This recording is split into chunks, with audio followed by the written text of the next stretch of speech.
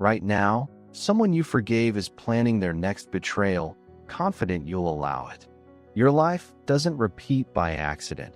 It repeats because you keep granting repeat offenders amnesty. Every second you hesitate to cut them off feeds their confidence in your weakness. You call it forgiveness. They call it access to your time, energy, and future. Look at your life. Same arguments, same apologies, same ending. Different year, same parasite. They already know what words will disarm you.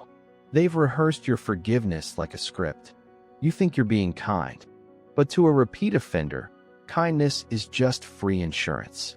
Ask yourself, who would you be if you stopped protecting people who keep cutting you? You're not just forgiving them. You're sentencing yourself to another year in the same cage. Tonight, you either stop forgiving repeat offenders or admit you're choosing your own prison. You were trained to believe forgiveness makes you noble, even when it makes you a target. You were praised for being the bigger person, while smaller people fed on your patience. They call your standards harsh because boundaries threaten their favorite resource, your compliance. You didn't attract monsters by being weak. You attracted them by being open and useful. Your honesty is a map of your weak spots. Repeat offenders study that map like treasure hunters. The system rewards them. Hurt you, apologize, reset. No consequences. Unlimited lives. Your life. Society romanticizes suffering. They tell you endurance is love and boundaries are selfish. So you stay, you endure.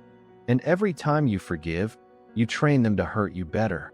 Understand this. Repeat offenders are not confused. They are calibrated to what you allow. Your kindness didn't break your life. Their strategy did. And your endless second chances helped. You're not crazy for feeling used. You're accurate. You're finally seeing the pattern clearly. Every apology that didn't come with real change was just maintenance on your cage. They don't fear losing you. They're certain you'll return to your role, forgiving, repairing, bleeding. What you called loyalty was often just emotional debt they never planned to repay. You're not the problem, but you are the doorway. And doors don't complain when people walk through. There's a banned kind of thinker who spoke about this long before self-help ever existed. Not the smiling gurus. Not the influencers. A philosopher who studied power, cruelty, and honesty. He watched how the good were devoured by the cunning and wrote the rules they ignored. Friedrich Nietzsche said, "When you look long into an abyss, the abyss also looks into you." Repeat offenders are your abyss. You keep staring in, hoping it will turn into a sunrise. Nietzsche's forbidden lesson: stop expecting predators to grow a conscience just because you suffer. He studied the morality of the herd and how it shames the strong into serving the unworthy. When you keep forgiving repeat offenders, you're not virtuous. You're captured by herd programming. Nietzsche would tell you, your first duty is not kindness. Your first duty is to your becoming. So let's talk about the rules you were never taught. Rules for surviving repeat offenders intact. Lesson 1. Forgiveness without consequences is permission. Think of the friend who always borrows money, apologizes, then does it again next month. You forgive because you understand their situation. They register. Consequences minimal, access preserved. Psychology is simple here. Humans repeat what rewards them and avoid what truly costs them. Today, link your forgiveness to distance. Forgive if you want, but step back, reduce access quietly. Lesson 2. Patterns matter more than apologies. You've heard, "I'll change" so many times you could mouth their apology along with them. Your brain wants to believe words, because belief is easier than rebuilding your entire life. But dark psychology says, the past is the best predictor of the future, not their tears. Starting today, keep a quiet scorecard in your mind. Promises made versus actions delivered. Lesson 3. Emotional blackmail is their favorite weapon. Remember when someone said, If you really loved me, you'd give me another chance? Or, everyone leaves me. Instantly, you become responsible for their entire emotional survival. That's not vulnerability. That's control. Guilt is the cheapest leash to keep you obedient. Your move: stop arguing feelings. Repeat their exact words back, then calmly state your boundary once.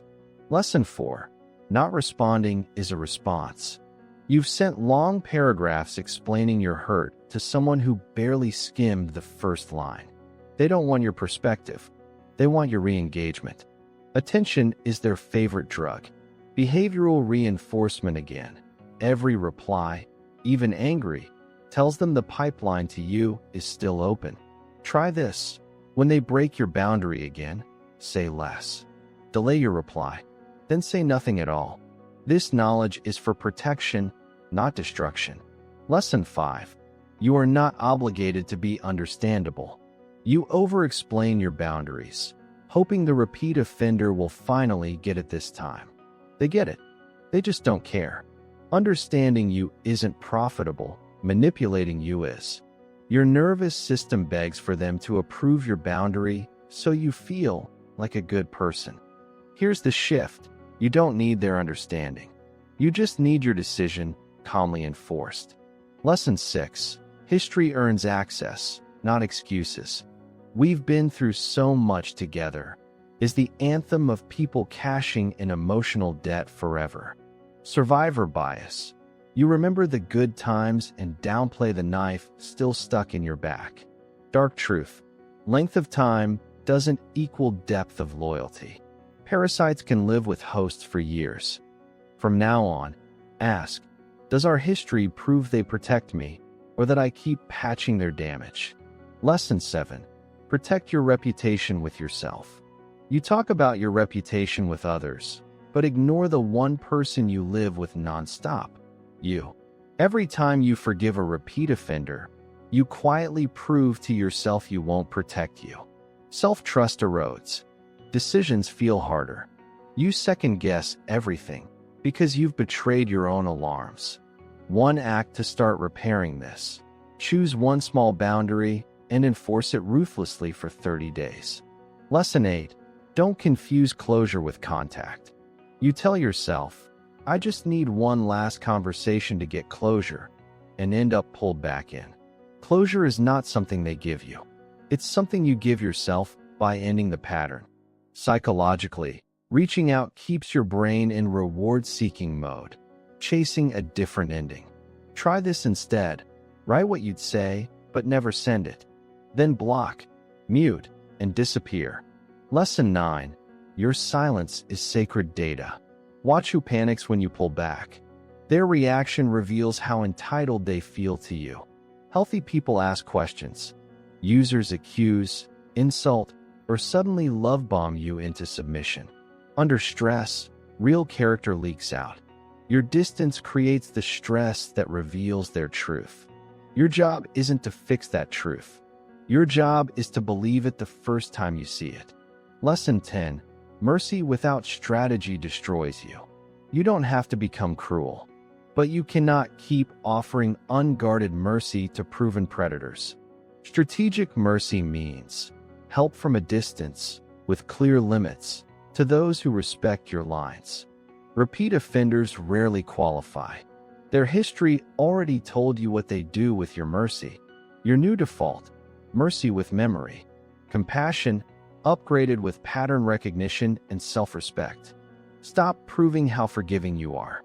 Start proving how hard you are to exploit twice. The moment you do, repeat offenders will fall away. Not because you're cruel, because you're useless. And when predators find you useless, your life finally becomes safe enough to actually change. Change doesn't start with forgiving them. It starts with finally, ruthlessly, protecting you. This is the night you stop auditioning for the role of understanding victim in their story. The old you is dead. You are a weapon, pointed at your own future. Everyone who kept wounding you only trained you to sharpen your edge and harden your standards. You belong to no one, not to their narrative of you. not to their need for your compliance, not to their version of forgiveness. You belong to your own future, to your own potential, to the version of you that refuses to be diminished.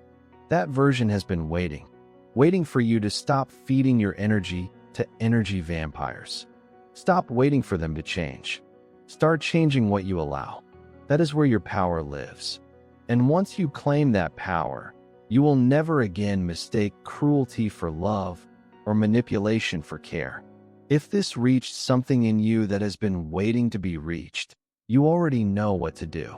There is more truth, more frameworks, more of what they never taught you about power. Whether you stay is your choice, not my request. Your decision. Make it deliberately. The people who stay are building something. This channel is the architecture. You are the material. Now, the question that will haunt you until you answer it honestly. Who is the one person you need to stop forgiving? And what has it cost you to keep them in your life?